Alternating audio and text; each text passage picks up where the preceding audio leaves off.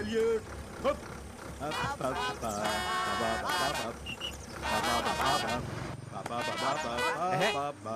చాలా ఆపండి. ఏంటి ఇదంతా? వీళ్ళంతా ఈ ఊరి పెద్ద మనుషులు, పలుకుబడున్నోళ్ళు. నువ్వు మిలిటరీ నుంచి వస్తున్నావని తెలియగానే ఆగవయ్యా, మిలిటరీ అనగానే వాయించడం మొదలు పెట్టేస్తావా? కాసేపు ఉండవయ్యా.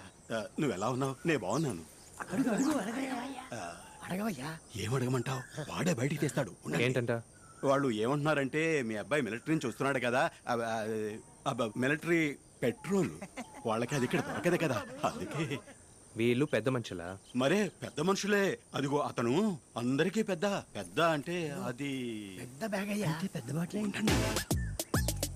తొందరపడకండి అయ్యా. రంగస్వామి, ఏంటయ్యా ఇది? చిన్నప్పుడు మిలిటరీకి వెళ్ళిన నీ కొడుకు ఇంకా చిన్నపిల్లాళ్ళ బంతిని తీసుకుంటున్నాడు. వాళ్ళు కొండి కొండి పాలకొడతారు. ఉండయ్యా, చేతిలో జెండా పట్టుకుంటే పెద్ద మనిషివా? వారా మోహన్ చూడు. నేను చెప్పాను వద్దు అని అడగొద్దు. అడిగితే వాడు ఇటువైపు తిరుగు. ఎటు తీసుకొస్తే వాడే ఏంటి నవ్వు. నా మొహం చూసి కాదు, ఆ కెమెరా చూసి నవ్వు.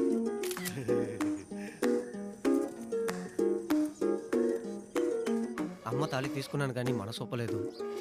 దాన్ని అమ్మలేకపోయాను, అలా ఉంచలేకపోయాను. అందుకే చెడగొట్టి చైన్గా మార్చేశాను. ఇందులో 30,000 ఉన్నాయి. అలాగే బాబు. ఇదే మీరు అడిగిన మిలిటరీ సరుకు. ఆర్మీ వాళ్ళకి మాత్రమే ఇస్తారు. నేను ఆర్మీ వాడినే, నాకు ఇవ్వలేదే.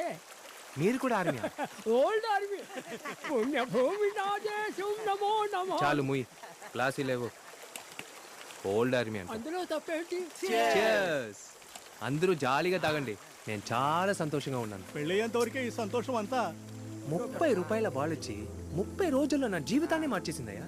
నీ ప్రాబ్లమే నువ్వు చూసే చూపులో అంది. చూపులో ప్రాబ్లమా? దగ్గర చూపా దూరం చూపా? కాళ్ళజోడు పెట్టు సరిపోద్ది. అది కాదయ్యా, మంచి అయినా చెడైనా నువ్వు చూసే చూపుని బట్టి ఉంటుంది అంది.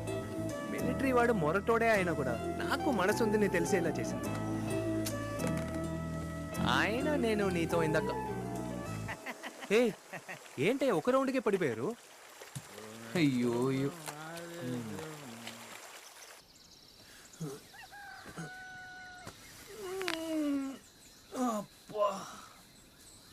సార్, కొండం తాగండి సార్. ఏ చోటు ఇది? సార్, నిన్న మీకు మందు ఎక్కువయ్యి ఏటిగట్టును పడుకొని ఉంటే నేనే తీసుకొచ్చాను సార్. సరే, మిగతా వాళ్ళందరూ అప్పుడే వెళ్ళిపోయారు సార్. Thanks brother. సార్, నాకు మీరెవరో తెలుసు సార్. సావిత్రి వాళ్ళ అన్నయ్య కదా సార్? అవును సార్, నేను సావిత్రి 5 ఏళ్ళుగా లవ్ చేసుకుంటున్నాం సార్. సార్, పెళ్లి చేసుకుందాం అనుకున్నాం. మీ నాన్న కూడా తెలుసు సార్. ఇంటికి వచ్చి మాట్లాడారు. వాళ్ళు ఏం మాట్లాడుకున్నారో తెలియదు సార్. సార్, మీ నాన్నగారు ఇంటికి వచ్చి వెళ్ళినప్పటి నుంచి సావిత్రి సరిగా మాట్లాడడం లేదు సార్. నీకు నాకు సెట్ అవ్వదు, ఈ పెళ్లి జరగదు ఉంటుంది సార్. కాలేజీలో చదివేటప్పుడు కూడా బయటికి వెళ్తే నేనే భయపడతాను సార్, ఎవరికంట పడితే ఏమవుతుందా అని. కానీ తను బాగా ధైర్యంగా ఉండేది సార్. పెళ్లి చేసుకోబోతున్నాం కదా, ఎవరు చూస్తే ఏంటి అనేది. కానీ ఒకటి సార్, ఈ పెళ్లి జరగకపోతే నేను బాధపడతానో లేదో సావిత్రి బాగా బాధపడుతుంది సార్. నాకేం చేయాలో తెలియలేదు, అందుకే మీకు చెప్దాం అనుకున్నాను. ఎలాగైనా మీరే ఏదో ఒకటి చేయాలి ప్లీజ్ సార్. నీ పేరేంటి? కేశవ సార్. హే సావిత్రి, ఇప్పుడే కేశవాన్ని కలిసాను. మీరు 5 ఏళ్ళుగా లవ్ చేసుకుంటున్నారంట. ఏదో ప్రాబ్లం అంట కదా, నాతో ఎందుకు చెప్పలేదు? హే సావిత్రి, నీతోనే మాట్లాడుతున్నానే. ఎందుకు చెప్పాలి నీతో? నేను నీ అన్నయ్యనే. అన్నయ్య? ఎవరికి? 2 రోజులు ఇంట్లో ఉండి నేను వండి పెట్టిన తింటే నువ్వు నాకు అన్నయ్య అయిపోతావా? నా గురించి ఏం తెలుసు నీకు? కనీసం నేనేం చదువుకున్నానో తెలుసా? నేనేం ఇష్టపడతాను, ఏం ఇష్టపడను ఏమన్నా తెలుసా నీకు? నీకు 12 ఏళ్ళప్పుడు మమ్మల్ని వదిలేసి వెళ్ళిపోయావు. ఇన్ని సంవత్సరాలు ఒక్క రోజైనా ఫోన్ చేసి ప్రేమగా మాట్లాడావా? అమ్మలేని ఆడపిల్ల ఎంత కష్టపడుతుందో నీకేం తెలుసు? ఊళ్ళో నానా చెల్లెలు ఎందుకు ఆపుతున్నావు? నువ్వు నోరు విప్పి మాట్లాడు, నన్ను మాట్లాడినేవో. నువ్వు కావాలంటే నీ కొడుకు భయపడొచ్చు, నేను భయపడాల్సిన అవసరం లేదు. మన వల్లే వీడి జీవితం నాశనం అయిపోయిందని తెగ బాధపడిపోతున్నాడు. ప్రతి నెల నువ్వు పంపించే ముష్టి డబ్బుతో మేమైనా అంతఃపురంలో బతుకుతున్నావు అనుకుంటున్నావా? ఏదో ఉన్నావు అంతే. హే సావిత్రి, నా మీద ఉన్న కోపంతో నీ లైఫ్ ని కన్ఫ్యూజ్ చేసుకోకు. ప్రాబ్లం ఏంటో చెప్పు. అది కేశవ వాళ్ళ అమ్మాయి అడ్డుపడుతోంది. ఆవిడ నన్ను ఇంటికి రమ్మని చెప్పింది. పెద్దిల్లు, మంచి కుటుంబం.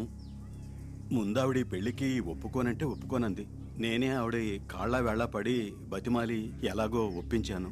అలా అయితే మీరు మీ అమ్మాయికి 40 కాసులు బంగారం వేయడని చెప్పింది. మేమంత ఇచ్చుకోలేమమ్మా అని చెప్పాను. అయితే మీ అమ్మాయికి పెళ్ళేందుకు, అవసరమా అని మొహం మీద కొట్టినట్టు అడిగింది. నేను నీకు పెళ్లి చేయలేను, మీరే చేసేసుకోండి దాంతో అంటే తను వినటం లేదు. సరే అమ్మా నాన్న వల్లేగా ప్రాబ్లం. పిల్లాడు స్ట్రాంగ్గా ఉన్నాడుగా, మరైతే ఇంకేంటి? మనసుకు నచ్చిన కేశవనే కావాలనుకుంటే నాన్న చెప్పినట్టు ఏనాడో వెళ్ళిపోయి ఉండేదాన్ని. నాకు కుటుంబం కావాలి. అమ్మ ఎలాగో లేదు, అన్నయ్య ఉన్నా లేనట్టే. ఇన్ని సంవత్సరాలు నాన్న 4 గోళ్లే నా లోకం. పుట్టినింట్లో ఎలాగో నాకు కుటుంబం లేదు. పెళ్లి చేసుకుని వెళ్ళే చోట నా కుటుంబం ఉండాలి. సావిత్రి,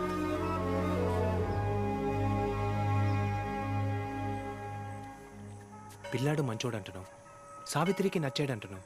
తన మనసుకి నచ్చిన వాడితో కనీసం మనం పెళ్లి కూడా చేసి పెట్టకపోతే నువ్వు నేను ఎందుకున్నావు చెప్పు. అదేదో ఆగతేతనంగా అంటోంది. అది ఆగతాయితనంగా కాదు, తను బాగా ఆలోచించి ఎంతో అర్థంతో మాట్లాడింది. సావిత్రికి నాన్నవి నువ్వు, అన్నని నేను. కానీ మనతోనే తనకంటూ ఒక కుటుంబం లేదుంది. నువ్వు ఇంతవరకు నాకు ఒక మంచి తండ్రిగా ఉండలేదు, నేను నీకు ఒక మంచి కొడుకుగా ఉండలేదు. కనీసం సావిత్రికి ఒక అన్నగా ఉండుండొచ్చు కదా. సరే, ఈ పెళ్ళికి ఎంత ఖర్చు అవుతుంది? వాళ్ళు అడిగిన దాన్ని బట్టి చూస్తే ఓ 10 లక్షలు అవుతుంది. 10 లక్షల? అమ్మ పేరున ఉన్న స్థలం అమ్మితే ఎంత వస్తుంది? ఓ 4 లక్షలు వస్తాయి. సరే, నువ్వు స్థలం అమ్మే పని చూడు, మిగతా నేను చూసుకుంటాను. కర్ణ, నీకు అప్పు చేయటం నచ్చదు కదరా? కరెక్టే, కానీ ఇప్పుడు అన్నలా ఆలోచించలేదంటే నేను బతకడంలో అర్థమే లేదు. సావిత్రి సంతోషమే నాకు ముఖ్యం. తన అన్న వాడి తల తాకటి పెట్టైనా సరే ఈ పెళ్లి జరిపిస్తాడని తనతో వెళ్ళి చెప్పు. వెళ్ళు.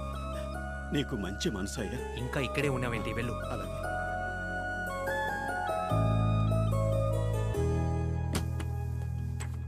ఇవన్నీ మీ మీదున్న కంప్లైంట్స్.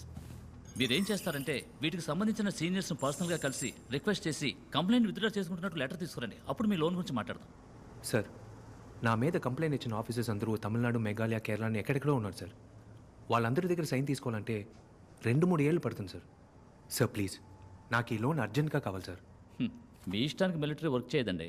మీకు అంత అర్జెంట్ అయితే సివిలియన్ బ్యాంక్లో ట్రై చేసుకోండి. Thank you sir.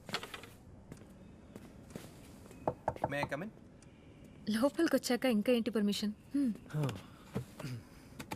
ఎక్కడ పేపర్స్, పెన్ ఇంకా సైన్ చేయలేదా? ఇస్తాను. పర్లేదు కర్ణా, నీలో చాలా చేంజెస్ వచ్చాయి. నిజంగా వచ్చిందా? మరి సావిత్రి పెళ్లికి డబ్బు ఏర్పాటు చేయడానికే కదా వచ్చావు?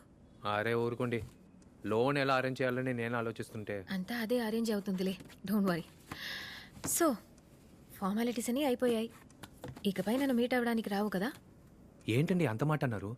ఇక మీదటే లోన్కి అప్లై చేయబోతున్నాను. నేను ఎన్ని బ్యాంకులు ఎక్కి దిగాలో తెలీదు, ఎంతమంది మేనేజర్స్ని కొడతానో తెలీదు. ఒకడికి 3 నెలలు అనుకున్నా, మొత్తానికి 1 సంవత్సరం అంతా మీ కస్టడీయే. అదే గనక జరిగితే నేను ఇన్నాళ్ళు ఇచ్చిన ట్రైనింగ్ వేస్ట్ అని అర్థం. వస్తానండి.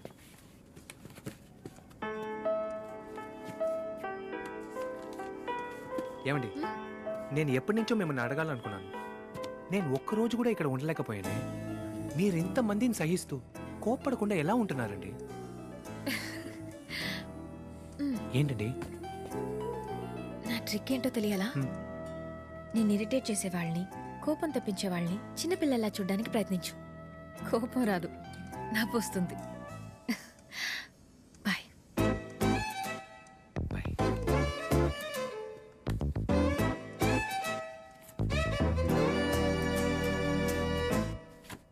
6 లక్షలు మీకు లోన్ ఇస్తాను సార్, కానీ ఏదైనా సెక్యూరిటీ ఇవ్వండి. సార్, ఈ దేశానికి మిలిటరీ వాడే సెక్యూరిటీ, వాడిని మళ్ళీ సెక్యూరిటీ అడగడం న్యాయమా సార్? మీరు చెప్పేదంతా కరెక్టే సార్, కాదంటం లేదు. ఈ రోజు మీకు 6 లక్షలు ఇచ్చాననుకోండి, రేపే మీకు బార్డర్ నుంచి కబురు వస్తుంది, మీరు వెళ్ళిపోతారు. బుల్లెట్ తగిలి చనిపోయారంటే ఎవరిని వెళ్ళి మా డబ్బు అడుగుతాం? సార్, నాకు ఒక విషయం అర్థం కావట్లేదు. మిలిటరీ వాడికి పాస్పోర్ట్ ఉండదు, సరైన రేషన్ కార్డు ఉండదు. కష్టమని మీ దగ్గరికి వస్తే లోన్ ఇవ్వమంటారు. అయితే మమ్మల్ని ఏం చేయమంటారు? మీకు లోన్ ఇస్తాను సార్, నేను శాంక్షన్ చేసి పెడతాను. సెక్యూరిటీ ఇవ్వండి, కన్ఫర్మ్ గా చేస్తాను. అరే నువ్వేంటబ్బాయి వీడితో ఇంకా మాట్లాడుతూ కూర్చున్నావు పదా? ఏం మనిషివయ్యా? ఒక మిలిటరీ వాడు పోతే ఫోటో తీసి FB లో లైక్ పెట్టడం తెలుసు, వాడికి ఒక కష్టం వస్తే ఆదుకోవడం తెలీదా? నీకు సెక్యూరిటీ కావాలంతే. అవును. బయట 4 సెక్యూరిటీలు ఉన్నారు, ఉంచుకో. ఏంటి మామయ్య వీడు మిలిటరీ వాడికే లోన్ ఇవ్వకపోతే ఎలా? అది తెలిసిందే కదా. నువ్వు ముందు మీ నాన్నకు ఫోన్ చేయి, ఆయన వస్తే ఇచ్చేస్తారు. ఆయన ఫేస్ అటువంటిది. ఆయన గారికి ఊరంతా అప్పులు ఉన్నాయి, ఒకడు కూడా నమ్మివిడు. కాదబ్బాయి, మన పేరున ఒక్క ప్రూఫ్ లేదు కదా. నా ఇంటి రెంటల్ అగ్రిమెంట్ మీ నాన్న పేరు మీద ఉంది. ఆయన రమ్మను, లోన్ ఇచ్చేస్తారు. ఇదంతా జరిగే పనా మామయ్య? జరుగుతుంది రా. రంగ బావా రా రా రా రా ఇదిగో అబ్బాయి ఇప్పుడు వచ్చి మీ నాన్న గెటప్ చూడు. సింధు భైరవి సినిమా చూస్తుంటావుగా, గురుమూర్తి మృదంగ విద్వాన్. అది నేను అన్నాను కదా. అచ్చు అలాగే ఉన్నావు బావా. ఏంటి బావా ఖాళీ బ్యాగ్ ఊపుకుంటూ వచ్చావు? ఎవడైనా కొట్టేస్తే? నా నుంచి ఎవడైనా కొట్టేయగలడా? ఇదిగో అబ్బాయి మీ నాన్న గురించి గొప్పగా చెప్పానా? చూడు ఖాళీ బ్యాగ్ ఊపుకుంటూ వచ్చాడు. వాడి మాటలేం పట్టించుకోకు. ఎలా ఉన్నావు కన్నా? మీ నాన్న గెటప్ ఎలా ఉంది? అక్కడక్కడ చిన్న చిన్న అప్పులు చేసి జుట్టుకు డై వేసుకుని పట్టుపంచా పట్టు చొక్కా వేసుకుని మేళ తాళాలతో ఓ గెటప్గా ఓ లెవెల్లో స్టైల్గా మగపెళ్లి వారి ఇంటికి వెళ్తే ఆశ్చర్యపోయారు. 10 లక్షలే ఉంటాయా ఈ పెళ్లికి? నా కొడుకు 20 లక్షలు ఖర్చు పెడతాడన్నాను. వాళ్ళకి నోట మాట రాలేదు. నువ్వు చెప్పినట్టు అమ్మ పేరునున్న స్థలాన్ని నమ్మి 4 లక్షలు నా అకౌంట్లో డిపాజిట్ చేశాను. ఇదిగో పాస్బుక్. నువ్వు 6 లక్షలు ఇస్తానావు కదా, ఆ డబ్బు ఇస్తే అకౌంట్లో వేసేయచ్చు. ముందు నిన్నేసేయాలి. ఏంట్రా డబ్బు ఎక్కడా? ఇక మీదే డబ్బు ఏర్పాటు చేయాలి.